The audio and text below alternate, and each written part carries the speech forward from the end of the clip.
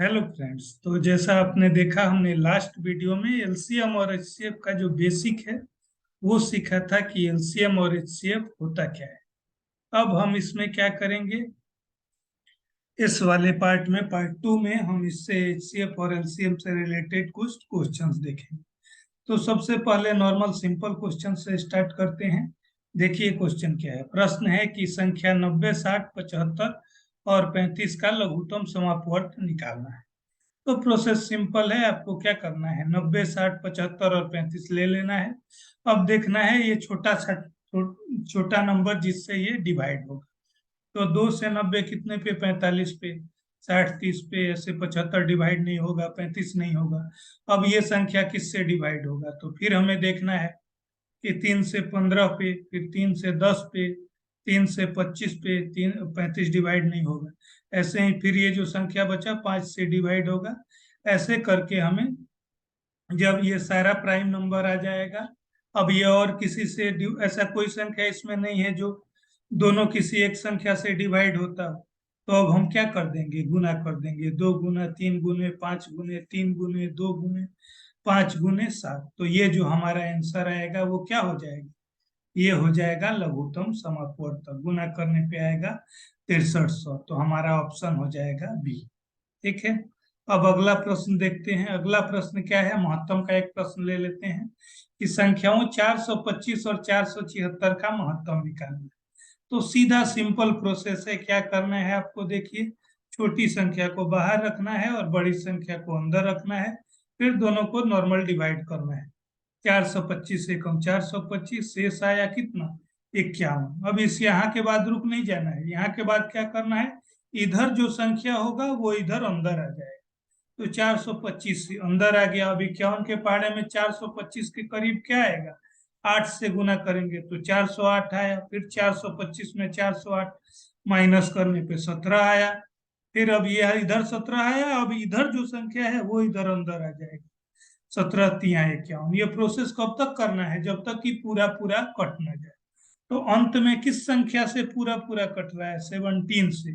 तो हमारा 425 और 476 का महत्तम समवर्तक 17 अर्थात 17 होगा। ठीक है, तो ऑप्शन हमारा हो जाएगा सी। जितने टाइप्स ऑफ क्वेश्चन महत्तम पे आएंगे मैक्सिमम हम उसमें कवर कर लेंगे। अब देखिए ये क्या है, ये क्या कह रहा है, 5, 10 और 35 के सबसे छोटे सार्वगुणज और सबसे बड़े सार्वगुणनखंड का अंतर बताना है। तो पहले आपको समझना होगा कि सार्वगुणज क्या है। सार्वगुण गुणज मतलब common multiple. Common multiple simple term में कहें, सबसे छोटा जो कॉमन मल्टीपल होता है वो क्या होता है, लघुत्तम होता है। तो हमें क्या निकालना है, 5, 10 और 35 का लघुत्तम। तो जैसे आपने क्वेश्चन नंबर 2 में निकाला था, वैसे ही 5, 10 और 35 देखेंगे किससे भाग होगा। तो 2 पचे 10, फिर ये 5 से 5 एकम 5, 5 सत्तर 35, 2 गुने 5 गुने 7, ये आ गया 70। ये क्या आया, सार्वगुण। सार्वगुण मतलब कॉमन मल्टीपल। ये सबसे छोटी संख्या है 70, जो कि 5 के पहाड़े में भी आएगा, 10 के पहाड़े में भी और 35 के पहाड़े में भी आएगा, मतलब लघुत्तम है। अब ये आया 70। दूसरा क्या कह रहा है, और सबसे बड़े सार्वगुणन। सार्वगुणनखंड क्या होता है, कॉमन फैक्टर। कॉमन फैक्टर मतलब एचसीएफ। अब हमें इसमें क्या कर देंगे, एचसीएफ निकाल देंगे। 5, 10 और 35 का एचसीएफ क्या हो जाएगा, मतलब महत्तम समापवर्तक। महत्तम समापवर्तक हो जाएगा 5, 10 और ये का 5 हो जाएगा। सीधे आप निकाल सकते हैं या डिवाइड करके भी आप चेक कर सकते हैं। तीनों में कॉमन क्या है, 5 है। 5 के पहाड़े में 5 भी आएगा, 10 भी आएगा, 35 आएगा। तो महत्तम आ गया 5, लघुत्तम आया 70, महत्तम आ गया 5।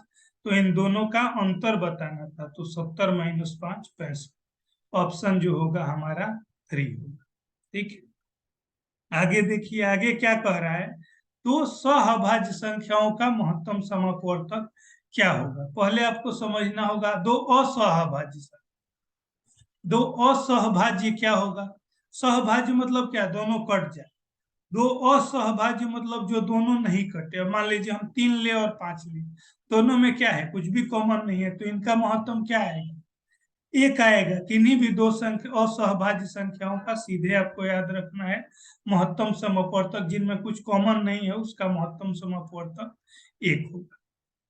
अगला प्रश्न देखिए, अगला प्रश्न क्या कह रहा है, दो संख्याओं का महत्तम समापवर्तक 35 है और उसका लघुत्तम समापवर्तक 525 है। अब उनमें एक संख्या दी हुई है, दूसरी संख्या निकालनी है। तो आपको सूत्र अपने पार्ट 1 में देखा था, सूत्र क्या होता है, फॉर्मूला होता है, कोई भी अगर दो संख्या हो तो दो संख्याओं का जो गुणनफल होता है, पहली संख्या गुने दूसरी संख्या, वो बराबर होता है महत्तम गुने लघुत्तम।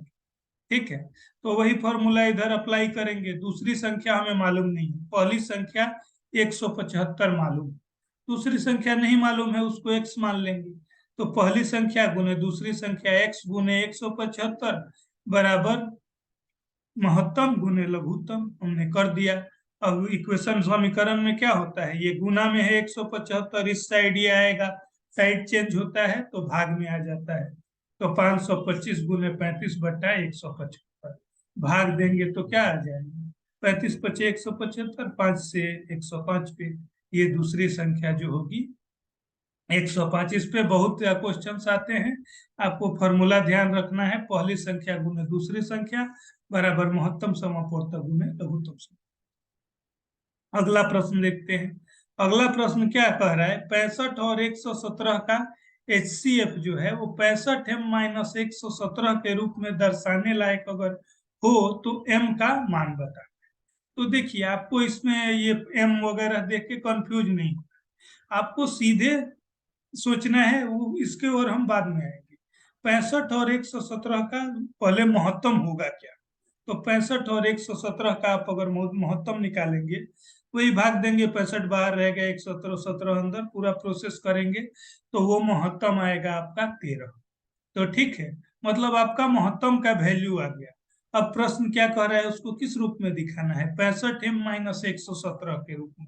मतलब 65m माइनस 117 जो है वो महत्तम के बराबर है, महत्तम 13 दिया हुआ है, बराबर में 13 रख देंगे, 65m क्या हो जाएगा, ये माइनस है उस साइड जाएगा, 13 प्लस 117 130 हो जाएगा, तो m हो जाएगा 130 बट्टा 65, ये क्या आ जाएगा, 2 आ जाएगा, m हमारा आ गया 2। अब अगला प्रश्न है, दो प्रकृत संख्याएं 6 और 11 के अनुपात में है, यदि इनका लघुत्तम समापवर्तक 462 है तो उनका महत्तम समापवर्तक क्या होगा। देखिए, तो किसी भी प्रश्न में क्या, अगर कोई दो संख्या अनुपात में हो तो हम अनुपातिक राशि को क्या मानते हैं, x मान लेते हैं, क्योंकि अनुपात का मतलब क्या होता है, जैसे मान लीजिए 6 और 11 है, उनमें किसका कितने का अनुपात, 6 और 11, 6:11 है, लेकिन 12 और 22 है, उसमें भी क्या है, अगर काट देंगे तो फिर 6:11 अनुपात है। तो एक्चुअल में संख्या क्या है ये तो हमें मालूम नहीं, तो उसी राशि को क्या बोलते हैं, अनुपातिक राशि बोलते हैं। तो अगर दो संख्या 6 और 11 के अनुपात में है तो उस संख्या को हमने मान लिया वो दोनों संख्या 6x है और 11x है। ठीक है, अब 6x और 11x का लघुत्तम दिया हुआ है 462, तो पहले हम अपने हिसाब से निकालेंगे, 6x और 11x का लघुत्तम क्या होगा, 6 और 11 में तो कुछ कॉमन नहीं है, 66 होगा, x का x तो रहेगा ही। अब ये लघुत्तम का वैल्यू दिया हुआ है 66, x का वैल्यू 462, तो x क्या हो जाएगा, x हो जाएगा 462 बटा, ये डिवाइड में आ जाएगा 66, ये 7 आ जाएगा। ठीक है, मतलब इन दोनों का महत्तम समापवर्तक क्या होगा। अब हम अगर देखें 6x और 11x का महत्तम क्या होगा, दोनों में क्या कॉमन है, इधर तो 6 11 में कुछ कॉमन नहीं है, x कॉमन है, x का वैल्यू तो हमारा आ ही चुका है, तो महत्तम क्या हो जाएगा, 7 होगा, यही जो हमारा संख्या होगा, महत्तम समापवर्तक 7। आगे देखिए, निम्नलिखित में कह रहा है कौन सी महत्तम संख्या है, ये तो आप सिंपल भी निकाल सकते हैं, 4 स्क्वायर है 16 होगा इसका वैल्यू, 2 दूना 4 दूना 8, 8 का स्क्वायर 8 गुने 8 64 होगा, ये 2 प्लस 2 ब्रैकेट में है तो 4 का स्क्वायर 16 और फिर 16 का स्क्वायर ये आ जाएगा 256, ये 2 2 4 2 6 का स्क्वायर 36, तो सबसे बड़ी संख्या क्या है 256, तो महत्तम समापवर्तक हो जाएगा सी, ऑप्शन सी हो। अगला देखिए, अगला क्या कह रहा है, 12 और 16 का न्यूनतम सारगुण और 10 और 15 का न्यूनतम सारगुण। न्यूनतम सारगुणज क्या होता है, लघुत्तम होता है, तो सिंपल पूछ रहा है, इसका लघुत्तम निकाल लेना है 12 और 16 का, 10 और 15 का भी लघुत्तम निकाल देना है और दोनों को गुणा कर देना है। तो 12 और 16 का आप लघुत्तम निकालेंगे, वो क्या आएगा? 48 आ जाएगा। 10 और 15 का निकालेंगे तो 30 आ जाएगा। आप अपना पूरा प्रोसेस से निकालेंगे, कुछ डाउट होगा तो बताएं। अब इनका 12 और 16 का लघुत्तम 48, 10 और 15 का है 30, 48 गुने 30, 1440 जो होगा हमारा ऑप्शन एक। अब अगला देखिए 108 और 144 का लघुत्तम। ये सीधा सिंपल प्रश्न है। 108 को अंदर रखेंगे, 144 को काटते जाएंगे, 2 से भाग देंगे, 54 पे, 72 पे, ऐसे भाग देते जाएंगे जब तक यहाँ क्या आ जाए, ऐसी दो संख्या न आ जाए जो एक दूसरे से न कटे। अब उसके बाद गुना कर देंगे, 2 गुने 2 गुने 3 गुने 3 गुने 3 गुने 4, ये आ जाएगा 432। ठीक है, आगे देखिए। आगे क्या कह रहा है? 36 और 60 का सबसे छोटा सारगुण। सबसे छोटा सारगुणज आप समझ गए हैं क्या है? सबसे छोटा सारगुणज मतलब हम लघुत्तम का बात कर रहे हैं। और 18 और 45 का सबसे बड़ा सारगुण। ठीक है, 18 और 45 का सबसे बड़ा सारगुण। सबसे बड़ा सारगुणनखंड क्या है? मतलब हाईएस्ट कॉमन फैक्टर, मतलब महत्तम। तो ध्यान रखिए, सबसे छोटा सार्वगुणज कहे तो लघुत्तम का बात कर रहे हैं। सबसे बड़ा सार्वगुणनखंड कहे, सर्वगुणनखंड, तो वो क्या है? महत्तम। तो हमें 36 और 60 का महत्तम निकालना है और उससे भाग देना है। यहाँ गलती से प्लस लिखा हुआ, भाग देना है 18 और 45 के महत्तम से। तो 36 और 60 का लघुत्तम निकालेंगे, 180 आएगा। 18 और 45 का महत्तम निकालेंगे, वो 9 आएगा। दोनों को भाग देंगे, 180/9, 20 हमारा ऑप्शन डी। अगला देखिए, अगला क्या प्रश्न है? अब कह रहा है कि 4, 5 और 6 का सबसे छोटा सारगुणज और 5, 6 और 9 का सबसे छोटा सारगुणज का अंतर। ये भी सिंपल प्रश्न है। दोनों का सबसे छोटा सारगुणज का बात हो रहा है, मतलब लघुत्तम का। इनका लघुत्तम निकालना है, इनका लघुत्तम निकालना है, और दोनों के बीच अंतर बता देना है, मतलब दोनों को घटा देना है। तो 4, 5, 6 का लघुत्तम आप निकाल लेंगे, 60 आएगा। 5, 6, 9 का निकालेंगे, कितना आ जाएगा? 90 आ जाएगा। तो दोनों में अंतर कितना हो जाएगा? 90 माइनस 60 बराबर 30 हो जाएगा। ठीक है, अगला प्रश्न क्या है? वह छोटी से छोटी संख्या कौन सी होगी जो कि 20, 25 तथा 40 से पूर्णतः विभाजित। इस तरह का बहुत प्रश्न आता है। इस तरह का जब भी प्रश्न आ जाए कि वह छोटी से छोटी संख्या, तो अभी हमने देखा है सबसे वो छोटी संख्या या सार्व जो गुण सार्वगुणज क्या होता है? सबसे छोटा सार्वगुणज वही लघुत्तम होता है। तो वो सबसे छोटी संख्या पूछ रहा है जो 20, 25 और 40 तीनों से कट जाए। मतलब हमें कुछ नहीं करना, तीनों का लघुत्तम बताना है। जब भी ऐसा क्वेश्चन पूछे, वह छोटी से छोटी संख्या क्या होगी जो 20, 25 और 40 से पूर्णतः विभाज्य हो, या कोई भी ऐसी संख्या दी रही होगी, तीनों का लघुत्तम निकाल के उत्तर बता। तो 20, 25, 40 का लघुत्तम निकाल के हमारा उत्तर आ गया 200। ये होगा ऑप्शन सी। अगला प्रश्न देखिए, इसमें 2-3 टाइप है, आपको ध्यान रखना।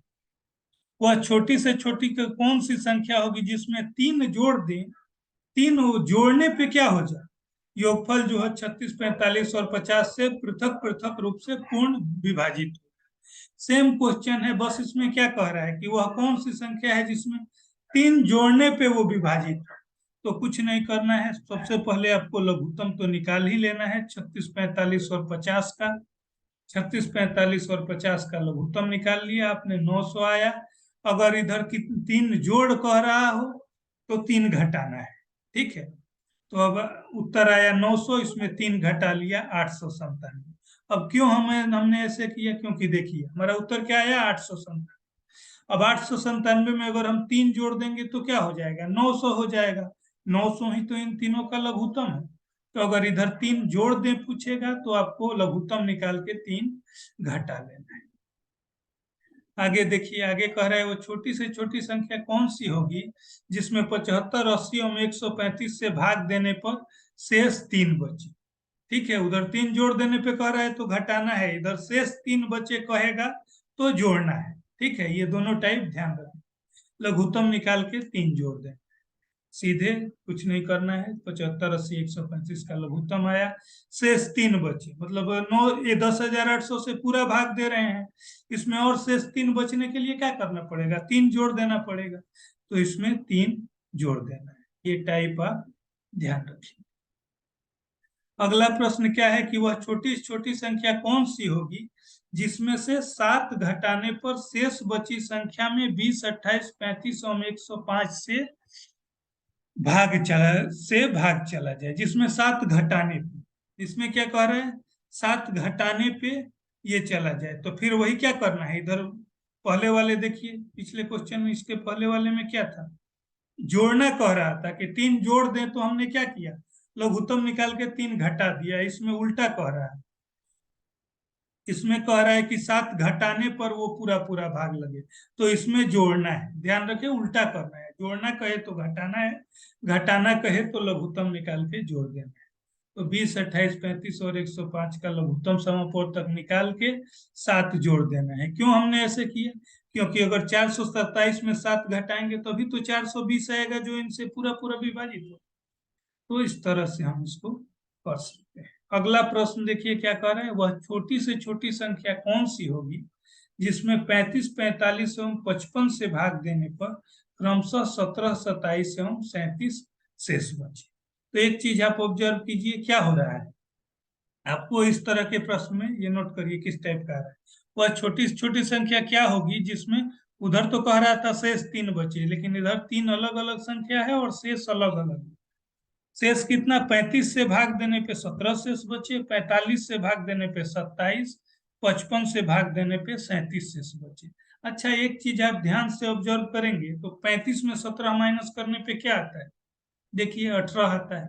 45 में 27 करने पे क्या आ रहा है, 18। 55 में 37 करने पे क्या आ रहा है, 18 आ रहा है।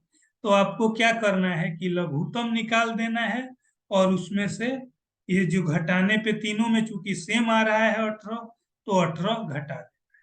हमारा जो भी आंसर आएगा वो 18 घटा देना है। तो लघुत्तम आ गया 3465, 35, 45 और 55 का, उसमें 18 घटा दिया, ये हमारा उत्तर आ गया 3447। ठीक है। अब अगर आप चेक करना चाहें इस तरह की किसी भी प्रश्न में, सबसे बेस्ट मेथड है, आप क्या कर लीजिए, चेक कर लीजिए आंसर सही है। 35 से इसको भाग दे के देखिए 17 से सारा है कि नहीं, 45 से इसको भाग दे के देखिए 27 से सारा है कि नहीं, 55 से इसको भाग दे के देखिए 37 से सारा है। अगर आ रहा है तो उत्तर सही है, नहीं आ रहा है तो फिर कैलकुलेशन चेक कीजिए। या इस तरह के क्वेश्चन में आप सीधे इतना प्रोसेस किए बिना भी ऑप्शन से भी सीधे चेक कर सकते हैं। सीधे 35 में इसको भाग दीजिए, अगर शेष 17 आ रहा है तो फिर 45 से भाग दीजिए, 27 अगर शेष आ रहा है, 55 से भाग दीजिए, 37 शेष आ रहा है। जिस वाले ऑप्शन में तीनों कंडीशन मीट होगा वो हमारा आंसर होगा। तो ये एक टाइप है जिसमें इधर क्या है, इधर ध्यान देना है, 35 में 17 पे घटाने पे भी 18 आ रहा था, इधर भी सेम आ रहा था, इधर 55 में 37 भी 18, तब हमने ये ऑप्शन चुना। इसमें एक और टाइप है, वो क्या कह रहा है, वो बड़ी से बड़ी संख्या क्या होगी जिसमें 125 एवं 94 से भाग देने पर एक शेष रहा। ये सिंपल क्वेश्चन है जिसमें इस तरह का पूछेगा कि 125 और 94 से भाग देने पर एक शेष बचता है या दो, या जितना दोनों में अगर सेम बच रहा है, कुछ नहीं करना है, 125 में एक घटाइए, 94 में एक घटाइए। अब यहाँ देखिए उधर छोटी छोटी संख्या पूछ रहा था, यहाँ क्या पूछ रहा है, बड़ी से बड़ी संख्या। बड़ी से बड़ी संख्या इस टाइप में पूछ दे, समझ जाइए महत्तम का बात। तो इसके लिए क्या करेंगे, 125 में एक गया 124, और 94 में एक गया 93। अब 124 और 93 का महत्तम निकाल दो, तो हमारा उत्तर आएगा 31।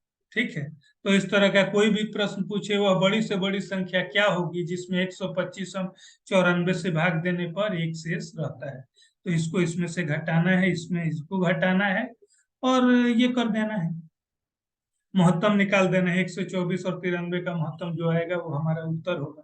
ऑप्शन से भी आप चेक कर सकते हैं, कुछ पता नहीं चल रहा है सीधे भाग देंगे, 31 से इसको भाग देंगे, एक से सारा, 31 चौका 124 एक से सारा है, 31 या 93 एक से सच रहा है, यही ऑप्शन होगा। अगर इससे भाग देते 41 या 123 दो से सारा, ये नहीं हो सकता, क्योंकि प्रश्न कह रहा है कि 125 में भाग देने पे एक से। इस तरह से बाकी ऑप्शन भी आप चेक कर सकते हैं। अब अगला देखिए, अगला क्या कह रहा है, वह बड़ी से बड़ी संख्या क्या होगी जिसे इतना से भाग देने पर क्रमशः 1, 3, 5 शेष रहता है। ठीक है।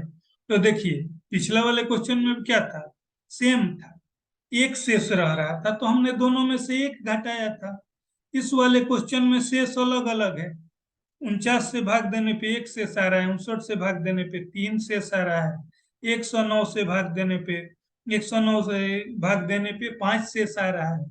तो बड़ी से बड़ी संख्या आ गई, निकालना तो महत्तम ही है, लेकिन कैसे करना है। पहले 49 में एक घटाएंगे चूंकि एक शेष आ रहा है, 59 में 3 घटाएंगे, 109 में 5 घटाएंगे, तीनों घटा लेने के बाद 49 में एक है 48 आया, 59 में 3 घटाया 56 आया, 109 में 5 घटाया 104 आया।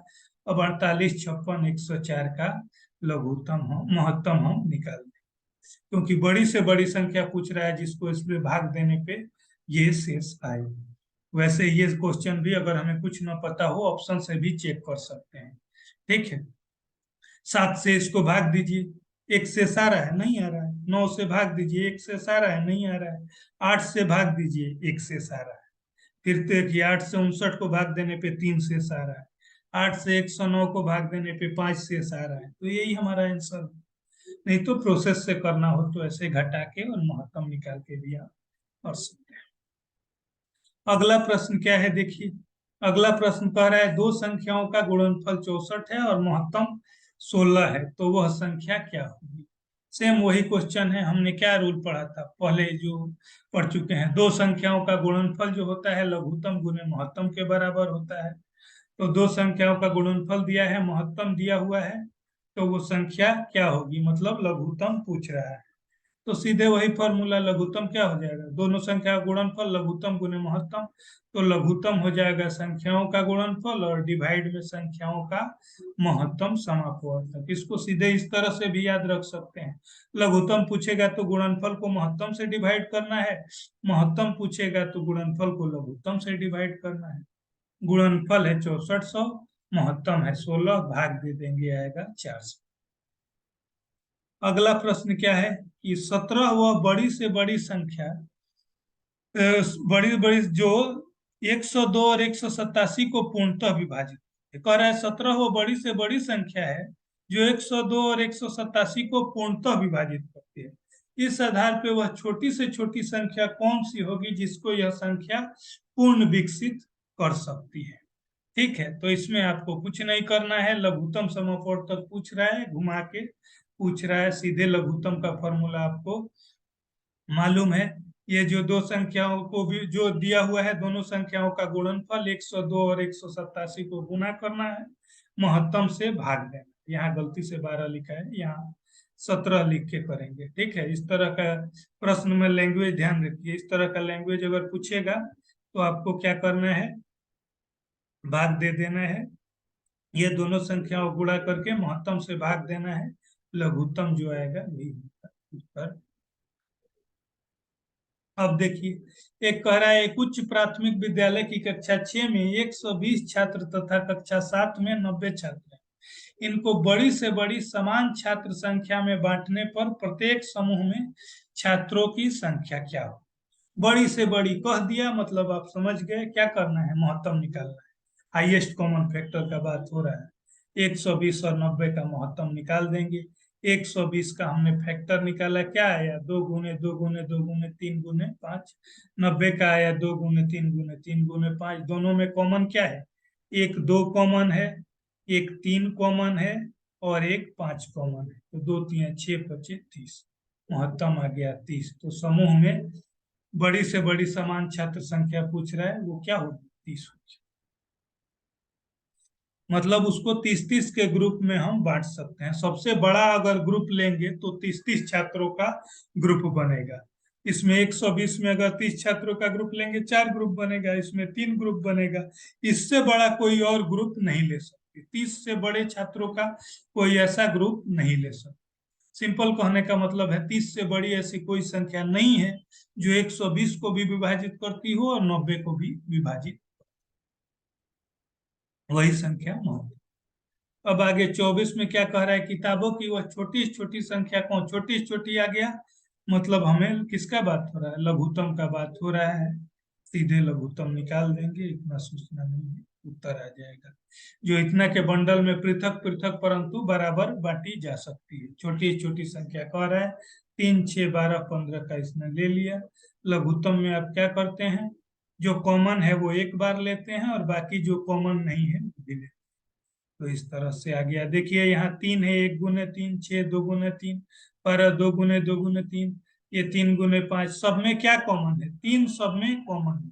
तो 3 हमने ले लिया। और क्या, जिसमें सबसे ज्यादा संख्या में क्या है, 2 सबसे ज्यादा संख्या में किसमें है, वो उतना ही 2 लेंगे। तो 2 है तो 2 बार 2 लिए। 5 सबसे ज्यादा किसमें है, 1 है, एक ही बार है इस 15 में, तो ये ले लेंगे। लघुत्तम निकालने में क्या करते हैं, अगर इस तरह से निकालते हैं, इस फैक्टर निकाल के, तो क्या करेंगे, जो तीनों में कॉमन है वो एक बार लेंगे, फिर जो तीनों सब में चारों 3 4 जितने हो वो एक बार लेंगे, जो कॉमन नहीं है वो सबसे ज्यादा बार जिसमें है वो लेंगे, और बाकी जो नहीं है वो किसी एक में है वो तो लेंगे। तो ये आ जाएगा हमारा गुणा करने के साथ। अब ये कह रहा है कि संख्या 30 और 25 का महत्तम 5 है, इनका लघुत्तम समापवर्तक क्या होगा। अभी आप पढ़ चुके हैं ऐसे 2-3 क्वेश्चन। लघुत्तम समापवर्तक होता है दोनों संख्याओं का गुणनफल बट्टा संख्याओं का महत्तम। तो दोनों संख्या 30 और 25 है, 30 गुने 25 और डिवाइडेड बाई संख्याओं का महत्तम समापवर्तक। तो 30 गुने 25 डिवाइडेड बाई महत्तम 5 दिया हुआ है। 5 25 25, 30 25 150, ये हमारा आंसर आ गया। अब एक थोड़ा जो सबसे इसमें का मुश्किल क्वेश्चन है वो देखते हैं। ये क्या कह रहा है कि संख्या √2, 4 का पावर 1/3, 5 का पावर 1/4, 3 का पावर 1/6 में सबसे छोटी संख्या बतानी है। इस तरह का पावर में आ जाए, बट्टा में आ जाए, क्या करना है आपको, देखिए। √2 का एक्चुअल मतलब क्या होता है, √2 का एक्चुअल मतलब होता है 2 का पावर 1/2।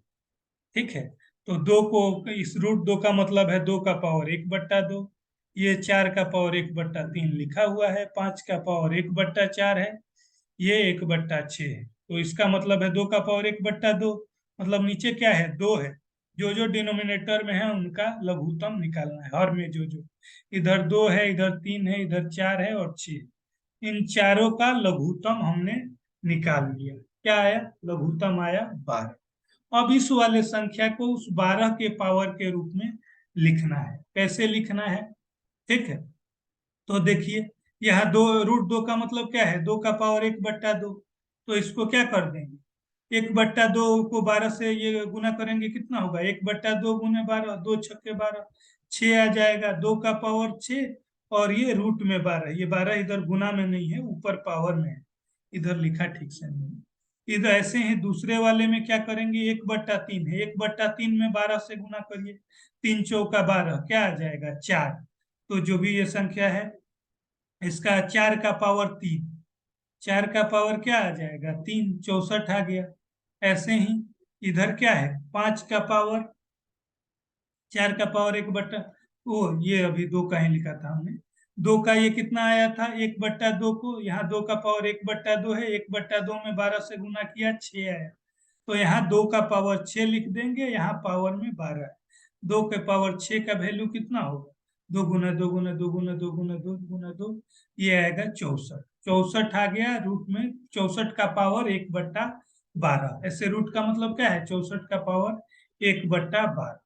ऐसे ही 4 वाला है, इधर देखिए, इसको भाग दीजिए, 1/3 को 12 से भाग देंगे, क्या आएगा, 3 चौका 12, 4 आ जाएगा। मतलब इसका पावर जो है, 4 का पावर कितना लेना है, 4 लेना, इसका पावर 4 लेना है। तो 4 का पावर 4, 256, इधर तो 12 सब में ऊपर है। थर्ड वाले में देखिए, 1/4 में 12 से गुना करेंगे, क्या आएगा, 4 तिया 12। तो यहाँ 5 का पावर 3 लेंगे, तो 125। ऐसे ही यहाँ 3 का पावर 1/6 है, 1/6 में 12 से गुना करेंगे, क्या आएगा, 2 आएगा। तो यहाँ 3 का पावर 2 होगा, तो ये 9 आया। तो अब इन चारों में सबसे बड़ी संख्या कौन सी है, सबसे छोटी हमें बताना है, 64, 256, 125 और 9 में। तो इनमें सबसे छोटी संख्या है 9 वाली, तो ये किसका वैल्यू है, 3 का पावर 1/6 का। तो ऐसे ही ये जो होगा, ये सबसे छोटी संख्या हो जाएगी। सबसे बड़ा पूछता तो कौन सा हो जाता, 4 का पावर 1/3 हो जाता।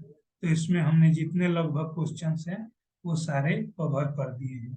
बाकी बेसिक नॉलेज के लिए लघुत्तम महत्तम क्या होता है इसमें भी बताया है, और डिटेल में देखना है तो फर्स्ट पार्ट